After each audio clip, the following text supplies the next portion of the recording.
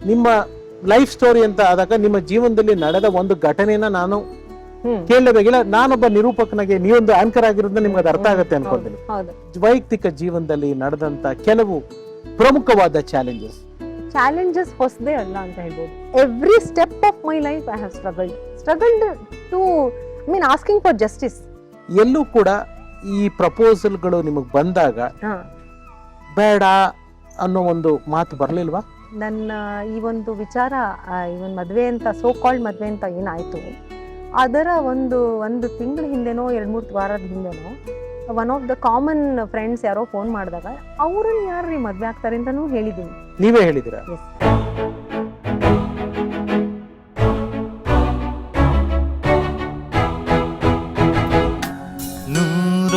ನೂರೊಂದು ನೆನಪು.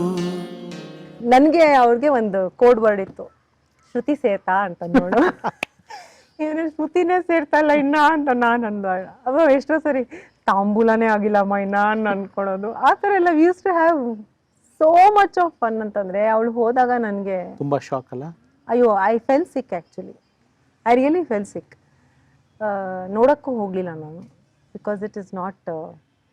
ಬಟ್ ನಾನು ಕಾಶಿಲಿ ಒಂದು ಕನ್ನಡ ಉತ್ಸವ ಮಾಡಿದ್ರು, ಅದಕ್ಕೆ ವಾಯ್ಸ್ ಮೆಸೇಜಲ್ಲಿ ಬಿಟ್ಟಿದ್ದೆ, ಅಕ್ಕ ನೀನು ಬರಲೇಬೇಕು ಅಂತ. ಪಾಪ ಆಗಲೇ ಮಾತಾಡೋಕ್ಕಾಗ್ತಿರ್ಲಿಲ್ಲ ಅನಿಸುತ್ತೆ ಅವಳಿಗೆ. ಆ್ಯಂಡ್ ಅದಕ್ಕೆ ಐ ಥಿಂಕ್ ಇದು ಡಯಾಗ್ನೈಸ್ ಆಗಿದೆ ಅನ್ನುವುದಕ್ಕಿಂತ ಮುಂಚೆ ಸ್ವಲ್ಪ ಡಿಪ್ರೆಷನಲ್ಲಿದ್ದಾಗ many times we used to talk. She would ask me, ಹೆಂಗೆ ಫೈಟ್ ಮಾಡೋದು ಈ ಡಿಪ್ರೆಷನ್ನ, ನಿದ್ದೆ ಮಾಡಿಬಿಟ್ರೆ ಹೇಳೋಕ್ಕೆ ಮನ್ಸು ಬರಲ್ಲ ಅಂತೆಲ್ಲ ಪಾಪ ತುಂಬ ಬೇಜಾರು ಮಾಡ್ಕೊಳ್ಳೋಳು. And that was during COVID.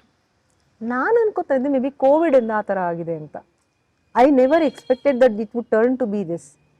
ನಾನು ಅನ್ಕೊಂಡಿದ್ದೆ, ಅಯ್ಯೋ ಈ ಕೋವಿಡ್ ನನಗೂ ತುಂಬ, ನನ್ಗೆ ಎಲ್ಲ ವೇವಲ್ಲೂ ಬಂದ್ಬಿಟ್ಟಿತ್ತು ಕೋವಿಡ್. All 3 waves COVID. ಅಯ್ಯೋ I am the COVID ambassador ಅಂತ ಹೇಳ್ಬೋದು.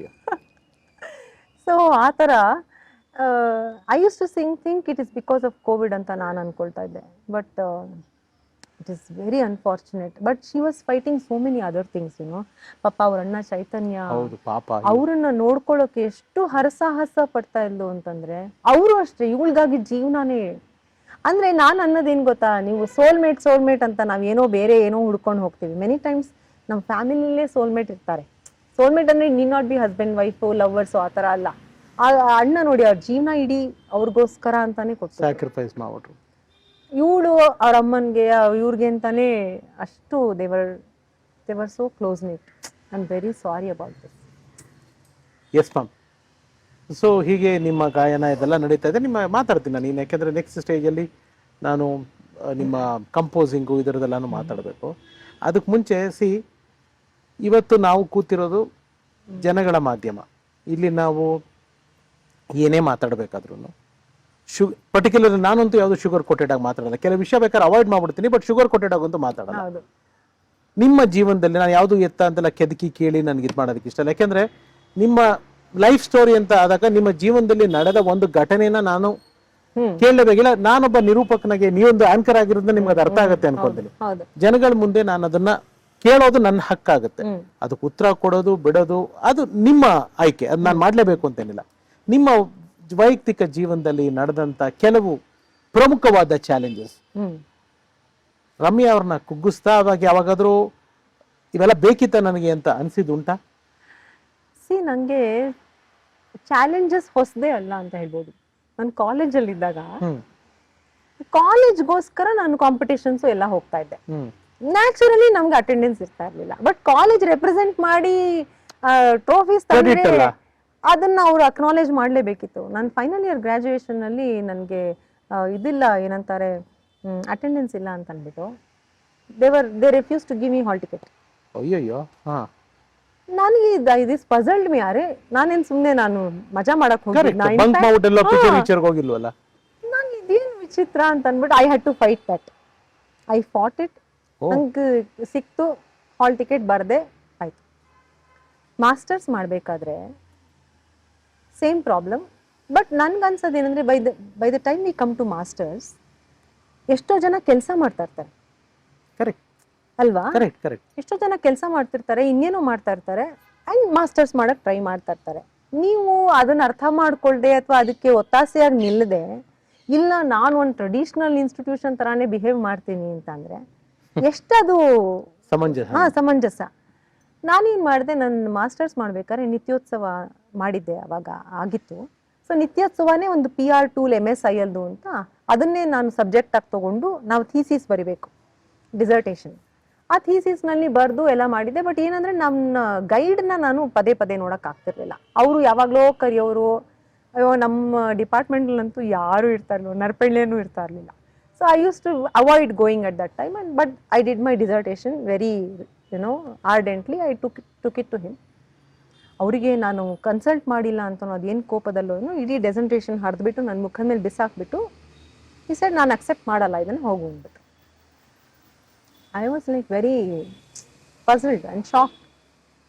ಬಟ್ ಅದಿಲ್ಲದೆ I can't attend exams. Hall ticket ಸಿಗ್ತಾ ಇಲ್ಲ ನನಗೆ. Then I went to the ಇವರು VC ಹತ್ರ ಹೋದೆ. VC ಹತ್ರ ಹೋಗ್ಬಿಟ್ಟು, ಸರ್ ಈ ಥರ ನಾನು ಬಂಕ್ ಮಾಡಿದ್ರು you can ask anybody from the industry, ಕಾರ್ಯಕ್ರಮ ಮಾಡೋಕ್ಕೆ ಇನ್ನೊಂದು ಮಾಡೋಕ್ಕೆ ಅಂಥದಕ್ಕೆ ಹೋಗಿರ್ತೀನಿ ಹೊರತು ನಾನು ಇನ್ನೆಲ್ಲೂ ಬೇರೆ ಥರ ಹೋಗಿಲ್ಲ. ಆ್ಯಂಡ್ ನೀವು you can see my internals marks ಎಲ್ಲ, ಅದರಲ್ಲೆಲ್ಲ ನಾನು ಚೆನ್ನಾಗಿ ಪರ್ಫಾರ್ಮ್ ಮಾಡಿಲ್ಲ ಅಂದರೆ ದಟ್ ಮೀನ್ಸ್ ನಾನು ಸರಿ ಇಲ್ಲ ಅಂತ. ಬಟ್ ಅದರಲ್ಲೆಲ್ಲ ನನಗೆ ಔಟ್ ಆಫ್ ಔಟ್ ಎಲ್ಲ ಬಂದಿದ್ದಿಲ್ಲ, ಹೇಗೆ ಬಂದಿದೆ ಅಂತೆಲ್ಲ ನಾನು ವಾದ ಮಾಡಿದ್ಮೇಲೆ ಪಾಪ ಅವ್ರು ನನಗೆ ಬ್ಲ್ಯಾಂಕೆಟ್ ಅಪ್ರೂವಲ್ ಕೊಟ್ಬಿಟ್ರು. ಇವಳಿಗೆ ನೀವು ಹಾಲ್ ಟಿಕೆಟ್ ಕೊಡಬೇಕು and allow her to take up viva exam ಅಂತ. ವಿಥೌಟ್ ಡೆಸರ್ಟೇಷನ್ ವೈವಾನೂ ಆಗೋಯ್ತು ನಂದು, ಎಕ್ಸಾಮು ಬರೆದ್ಬಿಟ್ಟೆ. ಬಟ್ ಅಂದರೂ ಆತ ನನ್ನ ಡೆಸರ್ಟೇಷನ್ ತೊಗೊಳಕ್ಕೆ ರೆಡಿ ಇಲ್ಲ. 6 ತಿಂಗಳಾಯಿತು, ಎಕ್ಸಾಮ್ ಬರೆದ್ಬಿಟ್ಟಿದ್ದೀನಿ, ವೈವಾ ಹೇಳ್ಬಿಟ್ಟಿದ್ದೀನಿ, ಬಟ್ ನಾನು ಡೆಸರ್ಟೇಷನ್ ತೊಗೊಳ್ತಾ ಇಲ್ಲ. 6 ತಿಂಗಳಾಯಿತು, 8 ತಿಂಗಳಾಯಿತು, 1 ವರ್ಷ ಆಯಿತು, 2 ವರ್ಷ ಆಯಿತು. 2ನೇ ವರ್ಷಕ್ಕೆ ನನಗೆ ಭಯ ಶುರುವಾಯಿತು. ದಿಸ್ ಇಸ್ ನಾಟ್ ಡನ್ ಅಂದರೆ ಡಬಲ್ ಡ್ಯೂರೇಷನ್ ಆಗಿಬಿಟ್ರೆ ಮತ್ತೆ ಫಸ್ಟಿಂದ ಬರೀಬೇಕು. ಸೊ ಅವ್ರು ಅದನ್ನ ನನ್ನ ಮೇಲೆ ಜಿದ್ದಾಗ ಸಾಧಿಸಕ್ಕೆ ಶುರು ಮಾಡಿಬಿಟ್ರು. ಆಮೇಲೆ ನಮ್ಮ ತಂದೆನೂ ಕರ್ಕೊಂಡು ಹೋಗಿದ್ದೆ ಒಂದ್ಸತಿ. ಅವ್ರ ಹತ್ರನೂ ಏನೋ ಹೀಗೆ ಉಡಾಫಿಯಾಗಿ ಮಾತಾಡಿದ್ರು. ಅವ್ರಿಗೆ ಕೋಪ ಬಂದ್ಬಿಡ್ತಾವೆ. ಆ ಸೈಡ್ ಏನು ಡಿಗ್ರಿಗೆ ಅವ್ರಿಗೆ ಪಾಪ ಬೇಕಾಗಿದ್ದೀನಿ ನಾನು ಮಾಸ್ಟರ್ಸ್ ಮಾಡಲಿ ಅಂತ. But he finally told me, ಈ ಥರ ಎಲ್ಲ ಆಗೋದಿದ್ರೆ ಬೇಡ ಬಿಟ್ಟು ಹಾಕು, ಪರವಾಗಿಲ್ಲ. Then we came back home. Nagaraj Jamkhandi ಅಂತ ಒಬ್ಬರಿದ್ರು, I don't know if you know him.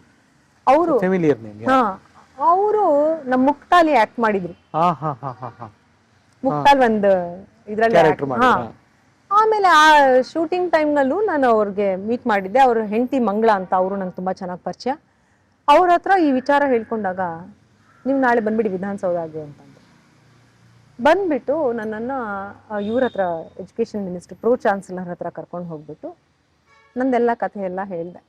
ಹೇಳಿದ್ಮೇಲೆ ಅವರು, ಏನಮ್ಮ ಇದು ಅನ್ಯಾಯ, ನಾಳೆ ಬಾಮ್ಮ ಅಂತ ಕರೆದ್ರು. ಬಂದ್ಬಿಟ್ಟು ನನ್ನನ್ನು 3 ಗಂಟೆಗೆ ಕರೆದ್ರು. ನನ್ನನ್ನು ಆಂಟಿ ಚೇಂಬರಲ್ಲಿ ಕೂರಿಸಿದ್ರು. ಇಲ್ಲೇ ಕೂತಿರ್ಬೇಕಂತೆ ನೀವು ಅಂತ. ಕೂತ್ಕೊಂಡಿದ್ದೆ. ಇನ್ನೊಂದು ಚೇಂಬರ್ಗೆ ನನ್ನ HOD ನನ್ನ ಇವ್ರನ್ನ ಗೈಡ್ನ ಮತ್ತು ಆ ಗೈಡ್ಗೆ ಯಾರೆಲ್ಲ ಸಪೋರ್ಟ್ ಮಾಡ್ತಾಯಿದ್ರು ಆ ಲೆಕ್ಚರರ್ಸ್ನೆಲ್ಲ ಕರೆಸ್ಬಿಟ್ಟು, ಇವಾಗಿಂದೀಗಲೇ ಚೇಂಜ್ ಆಫ್ ಗೈಡ್ ಬರ್ಕೊಡಿ, ನೀವು ಫಸ್ಟ್ NOC ಕೊಡಿ, ಲೇಡಿ ಗೈಡಿಗೆ ಬರ್ಕೊಡಿ. ಲೇಡಿ ಗೈಡಿಗೆ ಕೊಟ್ಟರು. ಲೇಡಿ ಗೈಡಿಗೆ ಕೊಟ್ಟ ಮೇಲೆ ಆಕೆ ಇವರೆಲ್ಲ ಥ್ರೆಟನ್ ಮಾಡಿದ್ರು. How can you support Ramya, ನಿಮ್ದು ಪ್ರೊಬೇಷನರಿ ಇಲ್ಲಿದ್ದೀರಾ, ನಾವು ನಿಮ್ಮನ್ನೇ ಕೆಲಸ ಗೀತಾಕ್ಸ್ಬಿಡ್ತೀವಿ ಅಂತೆಲ್ಲ. ಪಾಪ ಆಕೆ she took a very strong stand. She said no, I am going to support this girl ಅಂತ. ಆಮೇಲೆ ನಾನು ಡೆಸರ್ಟೇಷನ್ ಸಬ್ಮಿಟ್ ಮಾಡಿ, ಅದು ಎಕ್ಸ್ಟರ್ನಲ್ ಇವ್ಯಾಲ್ಯೂಯೇಷನ್ಗೆ ಹೋಗಿ ಅಲ್ಲಿ ಪಾಸ್ ಆಗಿ 71 72 ಏನೋ ಬಂತು ನನಗೆ. Then I got my masters. So every step of my life I have struggled to asking for justice, ನ್ಯಾಯ. ನಾನು ತಪ್ಪಿದ್ರೆ ಕರೆಕ್ಟ್ ಆಗಿದ್ದೀರಾ ಅಷ್ಟೇ. ನಾನು ತಪ್ಪಿದ್ರೆ ನಾನು ಒಪ್ಕೊಂಡ್ಬಿಡ್ತೀನಿ. ಆದ್ರೆ ತಪ್ಪೇ ಮಾಡಿದ್ರೆ ಸುಮ್ಮನೆ ನಿಮ್ಮ ಕೈಯಲ್ಲಿ ನಾನು ಯಾಕೆ ಸಿಗಾಕೊಳ್ಬೇಕು ಅಂತ. After that of course the whole Karnataka knows ಅನ್ಸುತ್ತೆ what happened in my life ಅಂತ. ಇಟ್ ವಾಸ್ ಅ ವೆರಿ ಒಂಥರ ಏನು ಹೇಳ್ತಾರೆ, ವೆರಿ ಅನ್ಫಾರ್ಚುನೇಟ್. ಅಂಡ್ ನನಗೆ ಒಂದು ಪ್ರಶ್ನೆ before you going to further. ಈಗ ಹೇಳಿದ್ರಿ ಅಪ್ಪ ಅಲ್ಲಿಗೆ ಡಿಗ್ರಿ ಇದಾಗ ಬಂದ ವೆರಿ ಪಾಸಿಟಿವ್ ಡಾಟರ್. ಅಮ್ಮ ನಿಮ್ಗೆ ಇನ್ನೊಂದು ಗುರು ಎಲ್ಲಾ ವಿಷಯದಲ್ಲೂ. ಒಂದು ಹಾಡೋದ್ರಿಂದ ಹಿಡಿದು ನೀವು 3 ವರ್ಷದ ಮಗು ಇದ್ದಾಗಿಂದ ನನ್ನ ಮಗಳು ಅಂತ ನಿಮ್ಮ ಪ್ರತಿಭೆಯನ್ನ ಗುರ್ತು ಹಿಡಿದ ಪ್ರಥಮ ವ್ಯಕ್ತಿ ತಾಯಿ. ಅಕ್ಕ ವೆರಿ ಕ್ಲೋಸ್, ತಮ್ಮ, ಫ್ಯಾಮಿಲಿ. ಎಲ್ಲೂ ಕೂಡ ಈ ಪ್ರಪೋಸಲ್ಗಳು ನಿಮಗೆ ಬಂದಾಗ ಬೇಡ ಅನ್ನೋ ಒಂದು ಮಾತು ಬರ್ಲಿಲ್ವಾ? See, by then I had lost my dad. ಓಹ್ ಸಾರಿ, ಅಪ್ಪ ಇರ್ಲಿಲ್ಲ ಆಗ. ಸಾರಿ. ಆಯ್ತಾ, ಬಹುಶಃ ಅವ್ರು ಇದ್ದಿದ್ರೆ ಇದೆಲ್ಲ ಆಗ್ತೀನೂ ಇರ್ಲಿಲ್ವೇನೋ ಗೊತ್ತಿಲ್ಲ. ಯಾವಾಗ ಅಪ್ಪ ಯಾವಾಗ ಇದಾಗಿದ್ದು? ಈ ಪಾಸ್ಟ್ ಅವೇ ಇನ್ 2007. ಏನಾಗಿತ್ತು ಅಪ್ಪಗೆ? Just heart attack. ಬೆಳಗ್ಗೆ ಅವ್ರು he was such a healthy person ಅಂತ ಅಂದ್ರೆ he was hardly 60 when he past ಅವೇ. 60? ಅಂದ್ರೆ ಬೆಳಗ್ಗೆ ಎದ್ರು ಬೆಳಗಿನ ಜಾವ 3 ಗಂಟೆಗೆ ಬ್ರೆತ್ಲೆಸ್ನೆಸ್ ಆಯ್ತು. Then we took him to a nearby ಒಕಾರ್ಟ್ಗೂ ಕರ್ಕೊಂಡು ಹೋದ್ವಿ. But we couldn't say. No health challenges ಏನು ಇರಲಿಲ್ಲ? Nothing was there. Of course he was diabetic a bit, but that's okay, that's a disorder. but his ಒಂಥರ daily routine ಏನಿದೆ that was extraordinary. Walk ಮಾಡೋದು and limited eating and everything and even thinking also. His mind was never cluttered. ಅಷ್ಟು ಒಳ್ಳೆ ವಿಚಾರಗಳು. And he never used to carry grudge on anybody. ನಮಗೂ ಹೇಳೋರು, ನೀವು ಬಿಟ್ಬಿಡ್ರಮ್ಮ, just neglect ಮಾಡಿ ಅನ್ನೋರು. So that's how he was. So I had lost him. So Amma was there. ಅಲ್ಲ, ಅಮ್ಮ ಏನು ಹೇಳಲಿಲ್ವಾ ಅಂತ? ಇಲ್ಲ, Amma was never for this. Even ನಾನೇನೆ ನನ್ನ ಈ ಒಂದು ವಿಚಾರ, ಇವನ್ ಮದುವೆ ಅಂತ ಸೋ ಕಾಲ್ಡ್ ಮದುವೆ ಅಂತ ಏನಾಯ್ತು, ಅದರ ಒಂದು ತಿಂಗಳ ಹಿಂದೆನೋ 2-3 ವಾರದ ಹಿಂದೆನೋ one of the common friends ಯಾರೋ ಫೋನ್ ಮಾಡಿದಾಗ ಅವ್ರನ್ನ ಯಾರು ಮದುವೆ ಆಗ್ತಾರೆ ಅಂತಾನೂ ಹೇಳಿದ್ದೀನಿ. ನೀವೇ ಹೇಳಿದಿರಾ? ಎಸ್.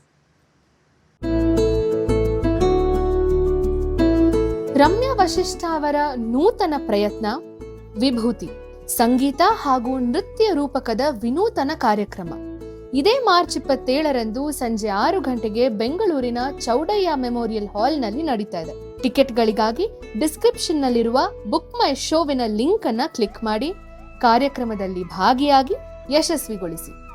ಒಂದು ವಿಷಯ ಏನಾಯ್ತು ಅಂದ್ರೆ, ಎವ್ರಿಬಡಿ ಇವ್ರಿಗೇನು ಗೊತ್ತಿರ್ಲಿಲ್ವಾ, ಇವ್ರನ್ನ ಯಾರ್ರಿ ಹೋಗು ಆಯ್ತು, ನನಗೆ ಗೊತ್ತಿರಲಿಲ್ಲ. ಬಟ್ ಆತನಿಗೆ ಆತ ಏನು ಅಂತ ಗೊತ್ತಿಲ್ವಾ? ಏನ್ ಮಾಡ್ತಾ ಇದ್ದಾರೆ? What is industry doing? Why is industry supporting such ಏನಂತಾರೆ ಹಿಪೋಕ್ರೆಟಿಕ್ ಪರ್ಸನ್?